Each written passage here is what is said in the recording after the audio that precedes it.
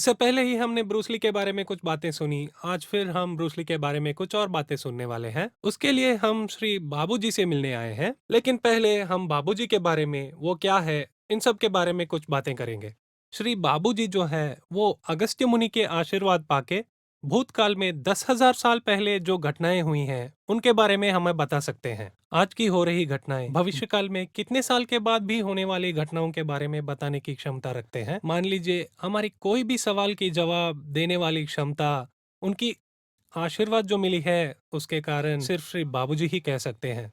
उनके द्वारा आज हम कुछ बातें जानने वाले हैं। नमस्ते वर्ल्ड वंडर प्रेडिक्शन दर्शकों को और मेरे प्रशंसकों को।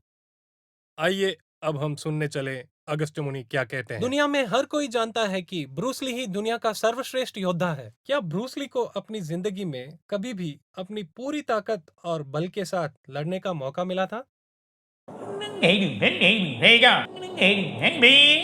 हाँ, वो फिल्मों में आने से पहले हाँ जरूर कुछ जगह उनके साथ लड़े हैं, लेकिन फिल्मों में आने के बाद तो बिल्कुल नहीं। वो बात सच है, फिल्मों में आने के बाद क्या उन्होंने अपनी निजी जिंदगी में शत्रु के साथ ऐसे लड़ाई किया था? हाँ, उनके फिल्म में काम करने वाले एक या दो लोगों को चोट पहुंची है। कभी कभी जाने अनजाने में ऐसे हो जाता है, उस फोर्स के कारण, क्योंकि वो पसंदीदा चीज करते समय कैरेक्टर के अंदर घुस जाते हैं। ऐसे बहुत बार हुआ है उनकी लाइफ में। इसकी वजह से गुस्सा होने के कारण छोटे मोटे झगड़े हो जाते हैं। ऐसे बहुत बार हुआ है फिल्मों के सेट में। देखें तो बाबूजी, ब्रूस ली हमेशा अपनी चेहरे में एक सिंह जैसी, एक शेर जैसी गर्जना रखते थे। क्या इनके अंदर कुछ इंसानियत था? और क्या इन्होंने इंसानियत भरे कुछ काम किए थे? कुछ दिन बाद वो कमाने लगे और वो लोगों की मदद करने लगे। बहुत सारे लोगों की मदद की उन्होंने। उसी समय उनके संवाद अगर कोई गलत कहे, स्पेशली चाइनीज, तो उनको बहुत गुस्सा आ जाता था। गुस्सा इसीलिए आ जाता था क्योंकि उन्हें बहुत कॉन्फिडेंस था, उस विश्वास की वजह से। इसीलिए कोई गलती नहीं करता था उनके सामने। अगर किसी ने गलती की तो उन्हें बहुत गुस्सा आता था। उनके 32वें साल में भी उनका शरीर एक 18 साल के लड़के के जैसे ही था। इसका कारण क्या था? उनके खाने की आदत कैसे थी? जी बिल्कुल, उनका खाने पीने का आदत बिल्कुल चाइनीज थी। उससे कोई दिक्कत नहीं हुई, सब ट्रेडिशनल तरीके ही थे। लेकिन उनका शरीर ही कुछ इस तरह का था। शरीर को वो बहुत कठिन एक्सरसाइज, कठिन कसरत करते थे। इस कसरत की वजह से ही उन्हें ताकत मिली। हर दिन वो 2 से लेकर 3 घंटे इसमें ही बिताते थे। क्या ये जरूरत से ज्यादा खाने वाले एक आदमी थे या क्या एक साधारण आदमी थे? कभी कभी थोड़े ज्यादा ही खाते थे। वो अच्छे खाने वाले आदमी थे। बाबूजी, ब्रूस ली अपनी कौन से आयु से नशीली पदार्थों का सेवन करने लगे?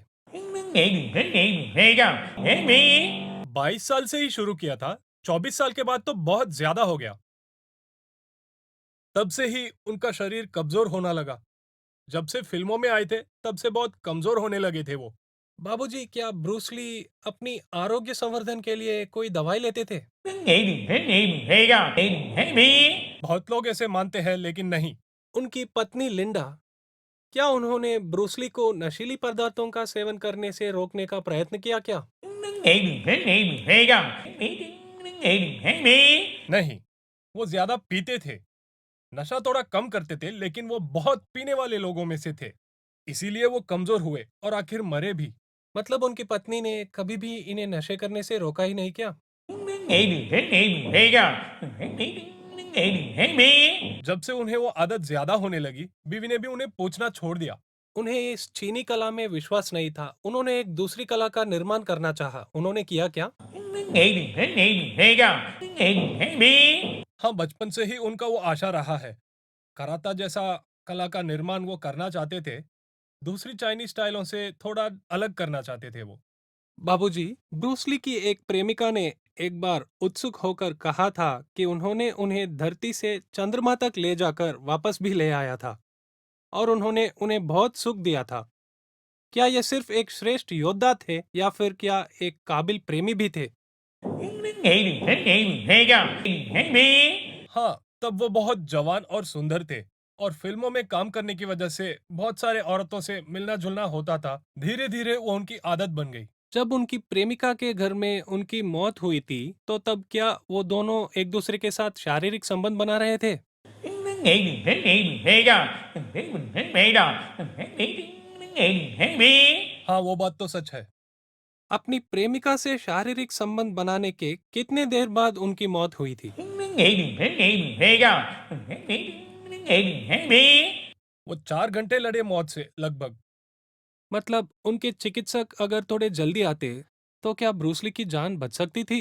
Mình nghĩ mình thấy đi mình thấy ra, mình thấy sự thấy đi mình thấy ra, mình thấy đi mình nghĩ mình thấy bi.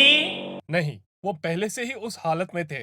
Heart कमजोर था और दिमाग में खून जमा था। अगर डॉक्टर आते तो भी उन्हें नहीं बचा पाते। तो वो उन आखिरी 4 घंटों में मौत से बहुत देर लड़के मरे। क्या उनकी मौत अस्पताल जाने के रास्ते में हुई थी या उनके घर में ही हुई थी? Mình nghĩ mình thấy đi mình thấy ra, mình thấy đi mình nghĩ mình thấy bi. घर में ही मर गए। उनकी शरीर जब शवपेटी में रखी गई थी, तब उनके मुंह के सिवाय पूरा शरीर वेलवेट कपड़े से ढकी हुई थी। इसका क्या कारण था? Mình nghĩ mình thấy đi mình thấy ra, mình nghĩ mình thấy bi. China में बहुत आदरणीय लोगों को, जिनसे वो बहुत प्यार करते हैं, उन्हें वो वेलवेट कपड़े में ढक के ही ऐसे शव को दिखाते हैं। इसीलिए ब्रूसली के साथ भी उन्होंने ऐसा ही किया था। ये एक बात पूछने में मुझे थोड़ी शंका हो रही है, weather he was in erectile position when he actually died. Mình nghĩ mình thấy đi mình thấy ra, mình thấy đi mình nghĩ mình thấy bi.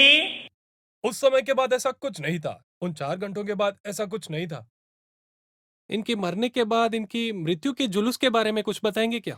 Mình nghĩ mình thấy đi mình thấy ra, mình thấy đi mình nghĩ mình thấy bi. उनकी मौत के बाद मृत्यु जुलूस के समय पूरी दुनिया रोई थी, क्योंकि दुनिया भर में ऐसा नाम कमाया था उन्होंने, उनके जैसा कोई और फाइट नहीं कर सकता था। ऐसा एक ताकतवर आदमी की मौत हो चुकी थी, तो पूरी दुनिया रोई थी। सिर्फ वो ही नहीं, ब्रूसली का नाम आज तक सबको याद है। ब्रूसली जैसे अमर हो गए हैं। आज जो भी खिलाड़ी या जो भी नेता चुनाव जीते, तो उनका नाम ही लेके उन्हें याद करते हैं। ब्रूस ली का नाम ही पहले याद करते हैं। आज भी जो भी फाइटर, योद्धा, बॉक्सर जो भी हो, तो पहले ब्रूस ली का नाम लेके उन्हें ही याद करते हैं। जैसे फिल्मों में तलवार से लड़ने के लिए कोई एक्टर मशहूर होगा, वैसे ही मुक्केबाज और योद्धा ये सुनाई दे तो ब्रूस ली ही सबसे पहले सब लोगों को याद आता है। लोग उन्हें इतना प्यार और आदर करते हैं। उनकी पत्नी ने उस हालात में अपने आप को कैसे संभाला और धीरज रखा? Mình nghĩ mình thấy đi mình thấy ra, mình thấy bi. 1 साल से नशे का आदत ज्यादा हो गया, उन्हें पत्नी को पता था और कोई रास्ता नहीं था, इसलिए उन्होंने भी ऐसा छोड़ दिया। ब्रूस ली के बारे में महत्वपूर्ण जानकारी देने के लिए बहुत धन्यवाद, और आपका कीमती समय निकाल के हमारे साथ वर्ल्ड वंडर प्रेडिक्शंस में बिताने के लिए एक बार फिर से बहुत जी धन्यवाद। धन्यवाद वर्ल्ड वंडर प्रेडिक्शंस दर्शकों को और मेरे प्रशंसकों को। अगली बार फिर मिलेंगे।